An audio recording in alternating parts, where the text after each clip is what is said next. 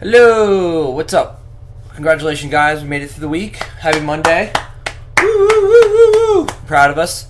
There are obviously a few complications with the upload times, and clearly Broheimer didn't make a video. But other than that, we were pretty okay. For you guys on the other side of the camera, Broheimer's actually not going to be making any videos at all. We talked to him, and he doesn't really want to do anything, plus he has work a lot. So we're going to be replacing him with our friend, also named Zach, but we usually just call him Kai for the sake of not mixing up the two people. So he's going to be taking over Thursdays. So the new lineup will be posted eventually, but yeah. So we got that. Anyway, for this week, before I get started, I wanted to answer my own question because I realized I didn't do that last week with the weapon thing. So my answer is a staff or a wand or something that does magic related things. I usually play magic-related things in RPG games and Dungeons and Dragons. So, yeah, magic, wand, staff, etc., etc.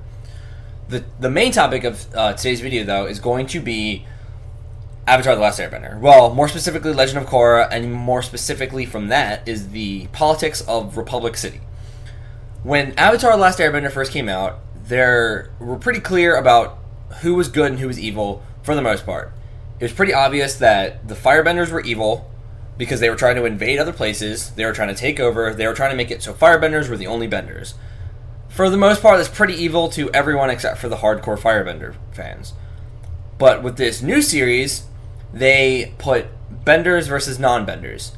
Now, first off, this was a genius idea because I feel like a lot of people questioned that when Avatar first came out, like how people like the cabbage vendor and stuff could sit there and just take crap from the benders and not really do anything. So this poses the big issue of equality when someone is born not equal. It's a really cool concept just because it's not as cut and dry as good and evil. Both sides have their goods and bads, both sides have their extremes, but both sides definitely have their understanding parts of it. And it's really easy to side with, or it's really hard to decide. It's really hard to side with one side over the other for sure. I believe that I would side with the benders just because I feel like they didn't choose to be benders, and yes, even though a lot of them do abuse it, that's just a personal thing, and that not every bender is like that. And that taking away something that they're born with is not really right. I don't really believe in what Amon is doing.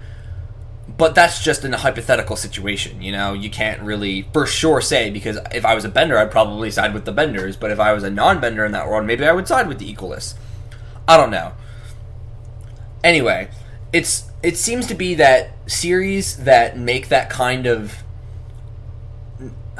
good and evil type like that, where it's two understanding sides, usually make the series a lot more... It usually makes the series easier to digest as a realistic thing, especially in things like Harry Potter.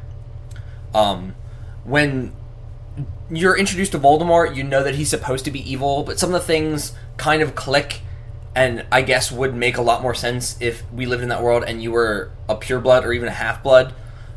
Maybe you were wronged by Mudblood, or maybe a Mudblood took your job and they never deserved to have magic, etc., because you've had magic the entire time. I don't know. It makes things debatable, and it makes things cooler, in my opinion. That's just how it is. All in all, I'm really liking Legend of Korra so far. I like what they did with the series. It's phenomenal. I love a lot of the new characters. I love Bolin. I love Tenzin and Tenzin's youngest son, the one that's, B, the Leaf, that guy. Awesome series. For you guys for the rest of the week, I'm just going to change I'm going to make the subject benders and bending in general. You can take that however you want to. Maybe you want to side with my argument. Maybe you want to go against my argument. Maybe you want to talk about the show.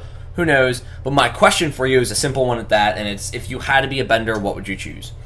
Mine would be waterbender, then earthbender, then fire, then air. There's nothing inherently wrong with being an airbender. I don't dislike the element of air. I just don't like their fighting style how it's mostly defensive.